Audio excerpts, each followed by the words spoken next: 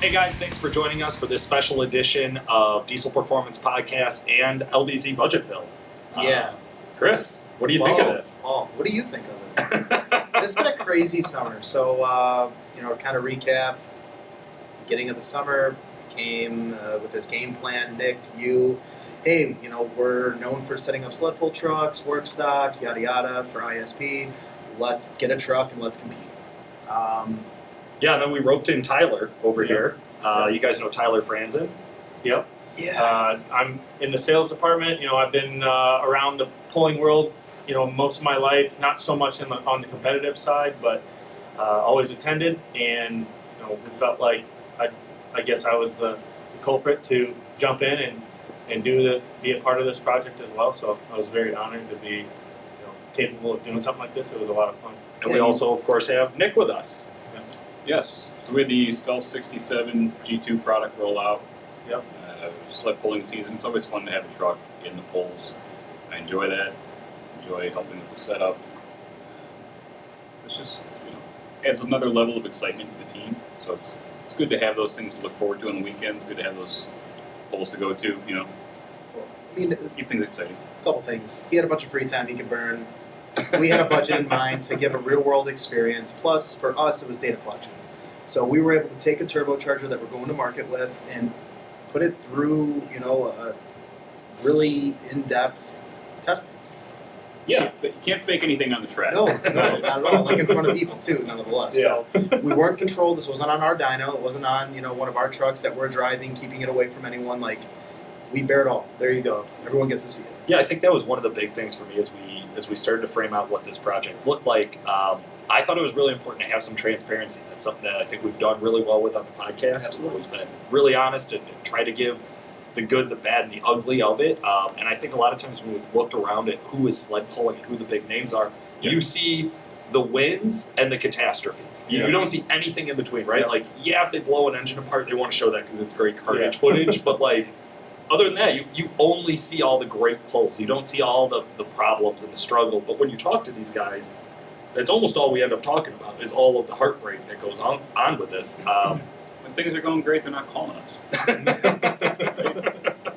But when they are, it's Thursday when they have a pull Friday, and we need to. Thursday, you got early birds, yeah. I mean, I'm just 30 gonna minutes say- to get it on the truck. Budget Build would sit in our parking lot, Yeah. broken, not pointing fingers, until Thursday, cramming it to be done by Friday to be at a pull. And- So, real world, if you wanted real world, we gave it. It is give it real world. That is very true. Tyler, let's talk about all of the wasted footage that we have of GoPros of you Proposing. I wasn't even going to jump into the proposal yet, so we'll talk about the whole season. I don't think you have room The to talk. GoPro footage of you working on the truck. We have so much. As me and the other guys in media have gone through it, hours and hours. How much time do you think you actually spent under the truck and in the shop throughout this season? I think I totaled, earlier in the season, I totaled it up. It was around, I want to say 30 hours or so. I was here almost every weeknight till midnight. I think the latest I stayed was like 1:30, 2 o'clock in the morning. Mallory was pretty pissed off at me. But there was a lot to do. We pretty much took a bone stock truck to a whole nother level. So there definitely were a lot of tasks that needed to be completed. So Let's start from the beginning, right? Let's start from the basics. We got the truck down in Georgia. We had it brought up here 2 or 3 weeks before sled pull season started. yeah, I would say 3 weeks. Yeah, So we okay. found a 3 rust-free truck. Tough to find a rust-free 06 in Illinois these days. Yeah, that was a fun. So we do like these meetings, right? Marketing podcast meetings, and Nick goes to us and goes, "Yeah, crew long LBZ, find it." Like, yeah, We I set a believe in deadline. unicorns. I believe in unicorns too, man. If Like, I let's do remember this. correctly, we set a deadline of we have to have the truck here on the lot by this day, and it showed up exactly 7 days later, Yep. which again is standard for sled us. pull story. yeah. CVS. Just everybody, every customer, every guy I've ever talked to, you set these deadlines for yourselves, and then you push and push and push, and reality hits in. And a week honestly wasn't bad. You had about 3 weeks to set it up. Yeah. So there was a budget that was set aside, $15K, once we bought the truck, and said that's it for the season. Yeah, a hard limit of $15K, and we're going to see all the glory, all the pitfalls, no makeup on big, really. It's No. every week, film, show it, show the reality of the sled pull. And I think, we certainly got a lot of that. I mean, at the outset of the season, Tyler says, I can do it. I can set up a sled pull truck. And we all know that we've been on the phone with these guys who go sled pulling, and they inevitably fuck up every step along the way. And I'm not saying that happened to us, but we definitely tripped over a few of our common customer hurdles that we coach against, right? Yeah, absolutely. So traction bar install, having the rear end pitched exactly the wrong way, snap the yoke off. Exactly the wrong way. It was it's one of those things that Yeah, I mean, a lot of guys just think throw traction bars on it, it's going to prevent axle rap. Well, there's a little bit more to it. A little more to it than that, right? Busted the carrier bearing on it. I had the rev limiter set wrong in the first pull, 3800. Just seeing the log file, oh, you dumbass. What are you doing,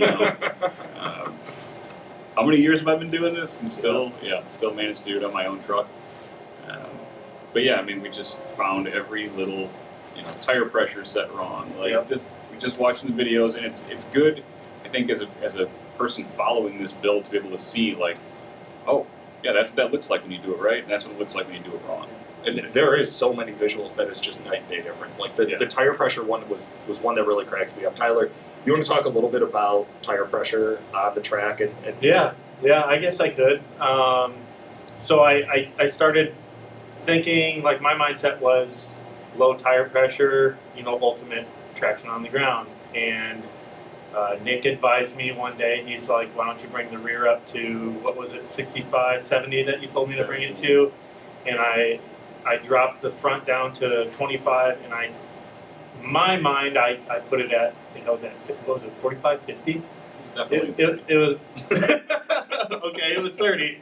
It was 30, and then we saw in the footage, I mean, we could clearly see that, that rear tire was just an absolute bulge going down the track. And, from what I was always, I guess, from visually learning and pulling is you want to have low tire pressure. I guess I never really thought of once that loads down on the rear, it really squats out that tire hitch quite a bit. I mean, that's what we're talking Yeah, about. yeah, Really and definitely the hitch height too, yeah.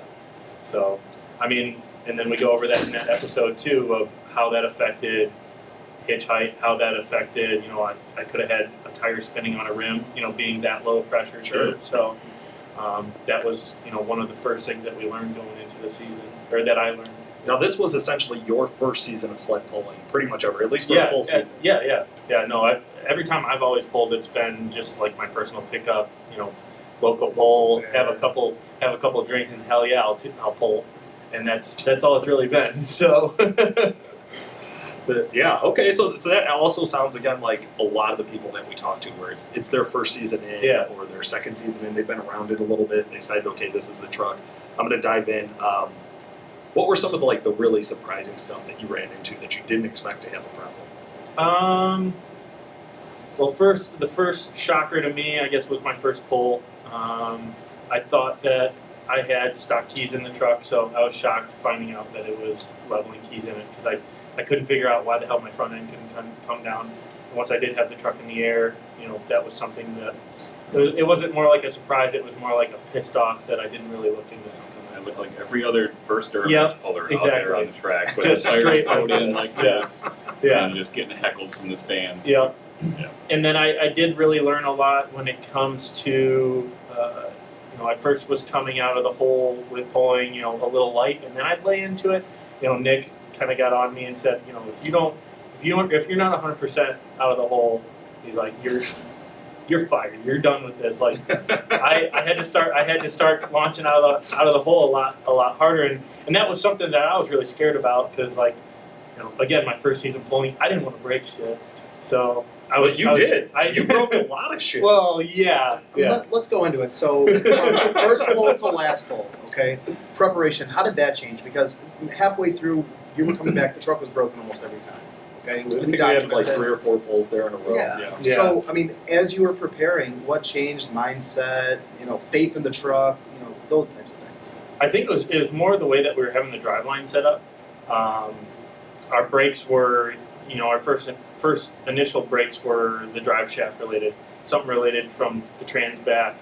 And then when we started learning how to address the traction bars, learning how to address, the pitch of the drive shaft, going from a 2-piece to a 1-piece, like that was a lot of learning there, and figuring out the proper setup. I mean, I think that was our most part of learning throughout the build, was the way that the driveline was set up.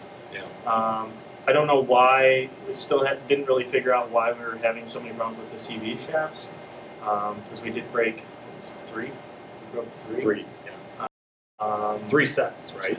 Because they were 2 at a time. They were No. It was 1 every time. Oh, okay. We never broke twice, or broke 2 at a time. But I don't know if it was something that we needed to, bring the front end down even more, strap the front end, or Once the 1-piece drive shaft went in, still breaking CV shafts? never broke a CV shaft after that. But like we got the 1-piece drive shaft in, and then that's when we had the last pull of the I season. think a lot of this boils down to cascading effect, right? Like Yeah. if you have one part of the truck that's set up wrong, say for instance your pinion angle was wrong, right? So Mhm. you'd shell the yoke, and then that shock would go through the drive line, and then boom, you'd lose a CV. Yeah. Right? So when you have one brake, you usually have multiple brakes because that load gets picked up somewhere. Yeah, Right? It goes, whoa, you know what I mean? And that is not a good ending.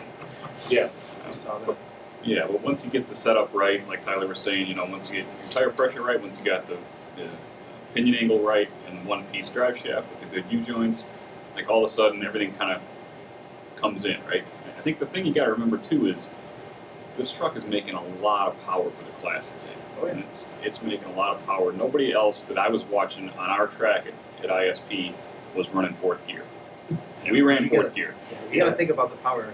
Like you said, 700 plus horsepower. 700 plus horsepower on a crew long, so that thing's stuck to the ground, and there's a reason we picked that chassis setup, right? Yeah. And it's planted, so if it hooks up and puts that power down, that's 1,600 foot-pounds if it hiccups at all. Weakling's It going to show doesn't last itself. there. Well, too, you talk about ground speed. That's a big thing. So for me, this is the first year I've ever gone to and had to watch sled pulls, like be forced to do it. I've gone, I've hung out. I spent a lot of time with you at a lot of them. It was a fun summer to say the least. What's that mean? What are they excited Yeah, about? like people, I want to know terms. I want to know what was good, what wasn't good. But for guys, ground speed's 22, 23 miles an hour. He comes out of the gate 25, 27 miles an hour. They're like, oh, he's cheating. He's doing this. He's doing that. No, he has the power to get into another gear. Like he just, the recipe is there. Yeah. Well, I think that's an interesting point to hit on is some of the coaching. Tyler, obviously, you got a lot of advice from a lot of people. Yeah. As all sled pullers do. You go to the polls, you stand in the pits, you work on the trucks, you have friends on the weekends, and then, dear God, we all get on Facebook and on forums and get a lot of Everyone's advice. an expert. Yeah. But Tyler, you're at work also all day getting advice from everybody around you, right? So it's also just imagine all your coworkers there telling you how wrong you are at every turn. When it's your free time, How then do you you're feel, Nick, from your point of view, how did you feel your coaching made an impact on the season? Do you feel like Yeah. your advice was being taken and that was resulting, in gains? Yeah, I think Tyler learned a lot through the season. I think at first the tire pressure incident, for instance, I think he kind of mentally needed to find that out on his own. You know what I mean? Like, Yeah. am I going to take Nick's advice? Am I not? Like, okay, let's see how this plays out, right? See that. We had a good exchange in one of the polls where I told him to click up to 4th gear after watching everybody else tack out in 3rd, and I think he put 30 feet on the field in that poll. In Belvedere. Yeah, that was a Belvedere. Belvedere. That was a nasty sick. poll. That was awesome. One of the highlights of the season for sure for me. The setup coming out of the hole, you know what I mean? How to Yeah. boost the truck up on the line, what to look for before you leave the line, what to look for in the track as you pick a line. And I'm not an expert sled puller. I have very little seat time. What Sure. I have a lot of time in is looking at log files and standing there and watching guys pull. Right. You know what I mean? That's my specialty. So I know what looks right in a log file. I know what a winning truck looks like going down the track. Yeah. And I can tell you, it means that the truck is up on boost from the launch to the end, It's right? all the way. Yeah, when I see a guy pedaling it for 150 feet, you know what I mean? That was a real learning opportunity, teaching opportunity for Tyler. Yeah. I think the rest of the staff too. Start, if you're hanging around, you're watching it. Like, there's a lot you can learn just being there. Yeah, The confidence absolutely. when you have guys that want to be coached through it. I mean, so it was a learning experience. sure, for you, myself, the rest Sure. of the guys on the floors. Sure. Well, I think one of the other interesting things is that there were parts in the build that I strongly disagreed with. The one-piece drive shaft, I was very vocal that I didn't think that was the solution. Yeah. Things like that. And that's one of the things is that when it comes down to Tyler, it's your budget build, make the decision. It comes down to Tyler, it's your budget build, make the decision. Like, I can be as vocal as I want to and know as little or as much as anybody could ever believe. But it's still, it rests on you. How did it feel to have to make some of those decisions about drive shafts and U-joints and what parts and picking all these things out? Because a lot of that was left completely up to you from the start. We said, hey, you need traction bars, figure it out. It wasn't go buy this. Like, we didn't give you a set list to go purchase. Yeah. I mean, it was really tough because, I started off with like a rough draft. And I mean, you, Nick, Sure. we went through it, and there was a few things that were like, maybe we shouldn't do this just yet. We don't need to do this, but let's look more into this. So I was coached a little bit in the beginning. Like, I had an idea of what I wanted to do with the build, and then from there we all kind of brought our heads in together on something. So like going into the season, with the brakes, I wanted to. Even though it was Nick's money, I thought of it as my money. I wanted to be very conservative, but also look at the reliability end of things too. I mean, with the CV shafts breaking, we got lucky on the CV shafts because that was through warranty. Like, the brakes were through warranty, so I continued to replace with warrantable parts. Sorry, Napa. Yeah. Yeah, good old genuine Napa parts. We can edit that. But then, like, getting into the drive shaft, that was an idea that I had thought of, in the beginning. That was one thing that I kind of wanted to do, and you had kind of put a kibosh on it a little bit, and I was like, all right, well, let's go through the drive shaft at least, do new U-joints, do a new carrier bearing, make sure that the drive shaft's good to go, and that's being on the light end for the budget. That was being, really reserved on the money. So we started with that, and we did have a couple breaks, and then we figured it out with the pinion angle and the traction bars. But towards the end, it was still something that I wanted to do. And watching other pullers like the Mach Brothers, they got a crew cab long bed truck, and, Sure. and they have always run a solid one-piece drive shaft. And watching that thing go down the line, like, that thing hauls, that thing really boogies on the track too. So I was like, if that truck is running a one-piece drive shaft, I got the same wheelbase and everything, I feel like that'd be a lot stronger setup. We were running through U-joints and breaking yokes and stuff. So, that was one thing that I always wanted to do, but unfortunately we did it towards the end of the season. I wish we could have done it in the beginning. But, So it overall, could have proven my point that it didn't fix the problem. Well, it did fix it because the last time the truck went out, the drive shaft, we didn't have an issue. What was the last thing? What was the last thing to break? Yeah. the last thing to break was the trans. So that was the week. And this is I would say the last thing that broke was the truck. I mean, the whole Whoa. fucking truck broke. Okay. Hold on. Yeah. We're gonna rewind We a little haven't bit. gone that- Okay, yeah. You're getting emotional with that answer, man. Thanks, So God, we're I'm sitting over here. We're gonna get into this. So, for our listeners, watchers, viewers, whatever, this was a stock trans that we put a converter in. Okay, so it was budget as budget could get, And a valve body kit, yeah. and a valve body kit. So what did you do to the trans? What did you do? Absolutely effed it, I guess you could say. Like, there's clutch packs and frictions welded Welded to the together, plants. yeah. Yeah, you did that. And we actually have some pictures of those. Yeah, Like they're, dude, F capital. Yeah. Yeah. Okay, well, I mean, the final. So, good point, right? The trans was cached. We knew that was. I mean, if a customer called you and talked about running this truck on the track, on a clay track, at this power level, like, under no circumstance would anybody recommend that we do this to the No, trans. no. no, absolutely not. Right? 730 rear wheel horsepower, like, And we're not telling you to do that right now either. right. I mean, for good reason, because we proved that Yes. it will not last the season. So how about the? Okay, so we're having a hard time here because it was catastrophic. It is one of the most catastrophic ones We get we've torn transmissions. apart. We Yeah. get transmissions, cores, burnt trucks, high horsepower trucks, rebuild you name it, we see it. Hundreds DJ, of Allisons. Yeah. DJ, the trans builder in the shop, quote unquote, what the fuck? Yeah. Like It was he shocking. was, yeah. And I've what's never funny seen him is so we've surprised. talked before. I know offline about what are you doing at a sled pull track? Why can you get away with less? valves, right? Like, why can you do just a converter and a valve Yeah. body? And it's a solid theory, and we've seen guys do it at lower horsepower levels. You're at 550 horse or something like that. We've seen them. I don't know about last. I mean, it's not you're It's not on a budget. forever fix, right? Yeah, But I think Tyler's behavior at the last pull proves why it failed, right? So we know for a fact that I want to say did we use a U-joint in the drive shaft in the last pull as well? No. No It was a U-joints? couple pulls prior. Yeah, it was a couple pulls before. Yeah. Okay. So you're going on the track in fourth gear, and you manually tap down into third, Mm-hmm. which is for anybody pulling, don't do that. Never do that. If anything, unlock the truck if you have a lockup switch. If you don't have a lockup switch, ride it out in fourth. If it surges That's the it. turbo, it surges the turbo. You never want to downshift with a 40,000 pound sled in the dirt Yeah. at full power. And that 4-3 downshift Yeah.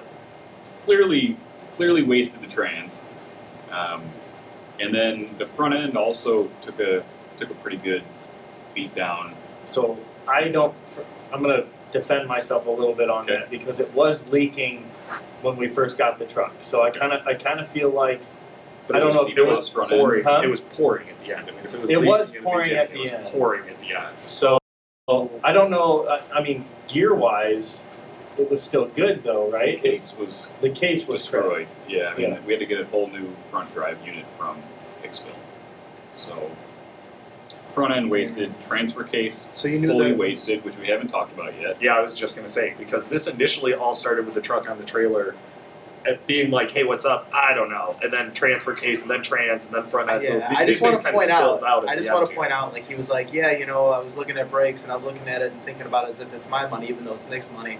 Yeah, man, I saw that front diff leaking, man. You know, I decided to run it, and then Well, No, to go into we- to go into splitting Hold a on. front diff, you got to pull a front diff out and you got to split it and you got to reseal it. So I figured it was just like your typical bad seal leak that it was just slowly weeping, but it was definitely leaking a lot worse towards the end of the season. right. So- We're fully undercoated at the end of the season. Well, I mean, Okay, transfer case now as well. Yeah, I mean, you never break one of these transfer cases. They don't break. you know, that's guys call in all the time. You know, hey, I'm building a high horsepower street truck, this and that. What do I need to do? Nothing. Pump rub kit. Our Right? race truck, Yeah. you know, our old race truck, Race nothing. truck. Like, I don't think I've ever seen anybody shell a transfer case that had fluid in it. Only exception is it's dry. Yes, you will break it. Right. But no, the gear was Busted literally busted. I mean, like, busted. Smoked. So I mean, something about that 4-3 shift, I think, just sent a shockwave through the whole drive line that Just cost could us some not handle. parts. Yeah. Cost us some parts. Yeah, that was like an Ivy League sled pull. That was a full learning experience. So he gets like the stamp of approval for like a 3. that was a serious. Here goes the scholarship big right there. F, the F stamp right across the screen. The LBZ Budget Build series, how not to do it. Yeah. How not to end your season. So Yeah. I guess let's dive into the budget itself. Yeah. Okay. So So- Tyler, you kicked off, if I remember, and we'll look this up in post, but roughly $3,500 for repair budget to start the season. That's where, after our initial, turbo injectors, pump, other supporting stuff, we did have like a $3,500 budget left over. That was like our safety to work with. And then about halfway through the season, Then we got into CV shafts. We got into the drive shaft. Spent some money there. And then what else did we touch on? I think that was really it. New yoke, but then we were probably around the 2,000 mark, and that's still also adding up the fuel for our time for traveling as well. Towards the end of the season, though, I mean, we were at I want to say around $1,000, like $90,000 left in the season at the last pull. So that, of course, is going to be going to everything else that broke at the last pull. 980 will fix it. No, Yeah, I mean, 90 inch new front end, trans build, transfer case. No, right? Yeah. Close. But I mean, we learned a valuable lesson, Yeah. right? And our viewers who got to spend $0 also got to learn a valuable lesson. and then we rolled the truck into a farm field, lit it on fire. Here's that footage now. No, sorry guys, it's not. No, do you like that? You like that idea a lot, don't you? Well, it's just there's some backstory to something. Yeah, like I know. that. Yeah, we're gonna leave that out. So actually, we do have plans for the future of the truck.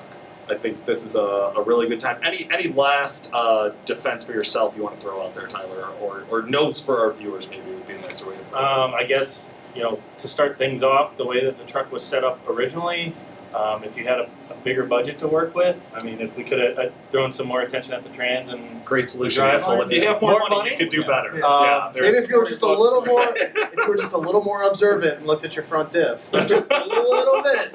If you just paid attention, I mean, there's if you tighten that bolt down just a little bit more. Yeah,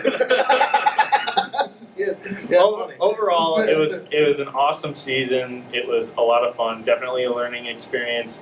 And I mean, we figured out why I got my nickname too, because I mess up every single trans that I drive. So True story. Yeah. True story. Nick, any final advice for viewers or jabs at Tyler? If you can find somebody else to carry your budget for you, do that. Recommendation. Find sponsors. An important part of racing, It is. right? It is. Never downshift while you're sled pulling. never. I think no one's But hold on. What if my turbo is snuffing out? Do I downshift twice if it snuffs out twice as hard? Period. I just want to point out, no one's going to care about your money more than yourself, all right?